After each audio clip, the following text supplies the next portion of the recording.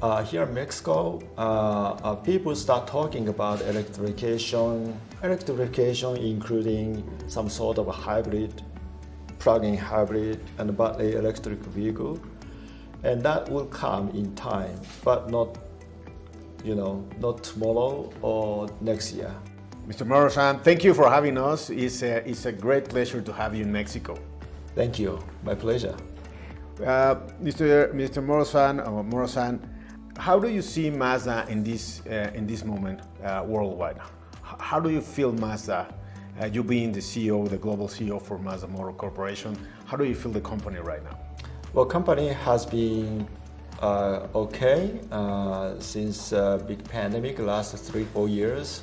We are making turnaround, and I'm very pleased to see, in particular, a strong growth trend in North America, Mexico, US, and Canada. Those are important markets for us. They are very, very good business right now. So feel good, but we have a lot of hurdle to overcome, of course. That's my following question. Being this kind of automotive business around with this post-pandemic era, what are the main challenges for you taking Mazda through the next chapter? Well, we have a lot of new challenges right now. Carbon neutrality is a huge challenge for us, and also under carbon neutrality, we have to change some sort of a transformation in terms of technology, digitalization. The number of changes are happening at the same time. So we set up a vision for 2030 so that we can steadily making transition towards the 2030 goals. So, how do you see the auto business right now? It seems to be the electrification, carbon, but also production, logistics. How do you see the automotive business in a global scale? Right now, last few years, we suffered because of semiconductor shortages and also instability of supply chain. But today, semiconductor shortages are more stabilized. So that seems to be okay, good news. We see some logistic challenges right now. So we're trying to increase output at the production, but some logistics issues are becoming more problem for us, but we are working on that. So right now we are in a very good recovery phase. New products are very well received, like a 660 and a 690. Okay. We are happy just to launch a 690 in Mexico. Yes, we have been looking to 2 new SUVs this year in Mexico. Let me go back a little bit about production and logistics. When do you forecast to have regular production? Because you also have productions in North America. We just visited Hiroshima, and also Hiroshima is in this post-pandemic era. When do you forecast to be in a normal phase? Well, for Mazda, my big priority this year is to making 2-shift operation in the plant of Alabama. Okay. We just moved to 2-shift operation last month. We are keeping monitoring the productivity right now. In Mexico, we're trying to stabilize output. But overall, our production volume is still less than before pandemic. That is a part of the reason is labor shortages, the still semiconductor chip shortages. And now I was seeing many operations for semiconductor issues are newly set up. I hope that shortages will be better second half of this fiscal year and for the first half of next 24. But after that, electrification requires more chips per vehicle you build. So I'm a little concerned beyond 24, a chip shortage may come back again. Oh, come back again.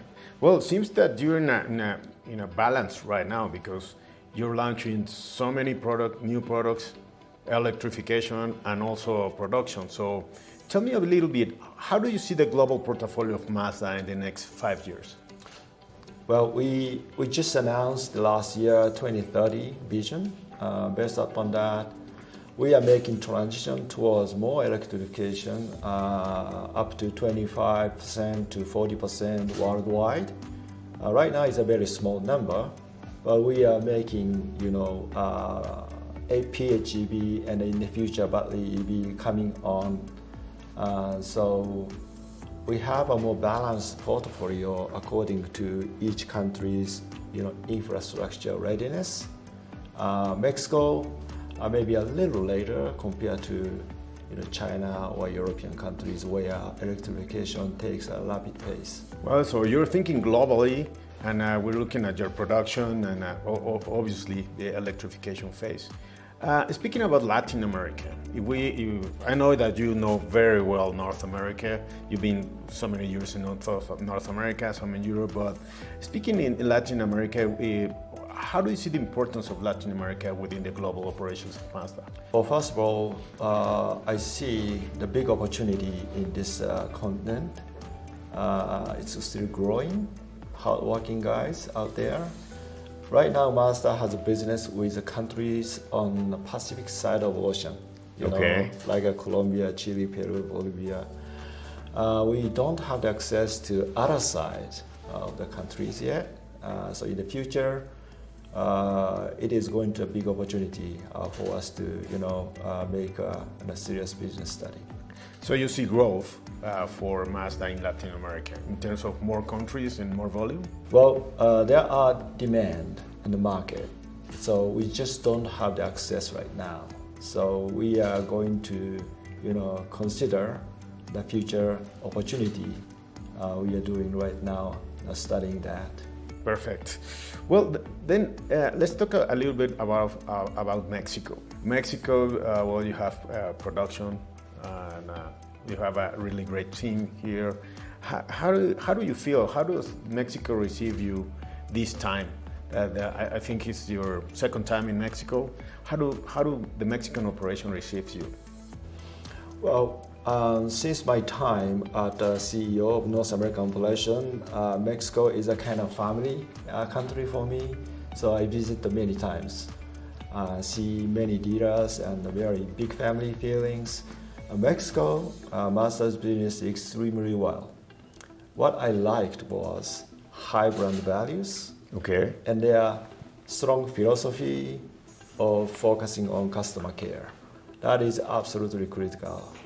Brand value is based upon customers' actual experiences. They're focusing on that in operation, and dealer understand that, try to make customer happy. Mexico brand value score is probably the top notch in Mazda's worldwide. It's when you talk about Mexico, what's Mexico for Mazda Global? As you said, I mean, place in number of in production, in employees, in sales. How do you measure Mexico? Well, Mexico, in terms of scale of the volume, it's a fifth out of 130 countries worldwide. So they have grown up last 10 years. And brand values and reputation or price position relative to industry average is a absolutely first class in our operation worldwide. When you talk to the team in Mexico, what are the goals that you're setting for them? Well, I like a Mexico team to embrace the importance of brand values, and we set a brand purpose, which is to enrich the lives in motion for those we serve. That is absolutely critical to make customer happier for every single day with Mazdas. So I like them to keep that promise to customers every single day. Mexico right now has, Mazda has in Mexico 6% of, almost 6% of market share. Do you see this market share growing? How do you expect there? I believe it could be growing, but to me, more focus is the retention of customers, more loyalty of customers, so that they can keep coming back, and also they're going to be very strong advocates to friends and family. That is a very important point for me. The Mazda is not a big player, like taking 20% share. We are a very small, single-digit brand. So, to me, the dream is to establish the community of Mazda, so that they are very satisfactory, enjoying the Mazda product and the brand and services. That is a kind of dreamy situation for me. Okay. And from the production standpoint, Salamanca has been growing, and we haven't seen Salamanca for years now in Mexico. What's important in Salamanca, and what's the future for Salamanca? Where do you see that production going? Well, Salamanca plant is a very critical plant for us, for support North American market, where I expect a future business growth. Central heart of Mazda's global business. We established Salamanca plant back in 2013, so this is almost 10 years. They have grown a lot, not in terms of the volume of the output, but to me, most importantly, their productivity. Their productivity is almost on par to our mother plant in Japan. This is amazing. The local employees has grown and take a lot of important responsibility. So I'm hopeful we can increase output more. Last few years it was a little difficult because of semiconductor shortages. But this year and next year I expect a pretty good output from Salamanca plant, so that support growth in here, Mexico, and US. So for exports. Yeah. And in terms of electrification, last few days you have been in Mexico. How do you feel the electrification business for Mazda here in Mexico? Here in Mexico, people start talking about electrification including some sort of a hybrid, plug-in hybrid, and battery electric vehicle. And that will come in time, but not tomorrow or next year. It takes more time that electrification becomes a mainstream. A little bit in a slow pace in Mexico. Well, I wouldn't say slow pace, but each country has a different policy, different investment, and different incentive from the government. So China is the most rapid market. Europe follows. Maybe US will come, and other countries, including Japan, a little bit later. Okay. So this is a very natural, differences according to their own situation. We just learned, and that was a great news in Mexico, that Mazda is going to have a pickup in Mexico. Do you have something to say about products? I was surprised that yesterday. You were also surprised? Local president announced that will come. So Okay. as long as he said yes, Okay. that might be. Well, seriously, I understand the pickup truck is one of the important segments in Mexico, and particularly the northern part of the country. So we have a very good alliance with Isuzu. We have been working closely together in the ASEAN countries, in Thailand, and we export that in ASEAN and Australia. Now, free trade agreement between Thailand and Mexico. Why don't we capitalize that opportunity? Okay. Well, and last but not least, Mazda had more than 4,000 people in a Congress in Mexico. How do you feel about this Congress? Is this something that is regular for Mazda, for you? How do you feel about this weekend in Mexico?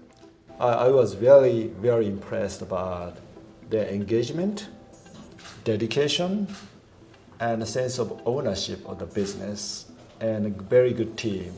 I was so amazed and moved, and it was a great day to uplift it for my mindset, building up energy once again. Thank you very much. Will you send some message for all your Mexican clients and dealers, please? Hi, I'm Masahiro Moro. Happy to be back to Mexico, the beautiful country. We are making every possible, efforts to make you happy through our products and services. So please stay tuned. Thank you, Moro-san. Thank you. Thank you. Appreciate it. Thank you very much.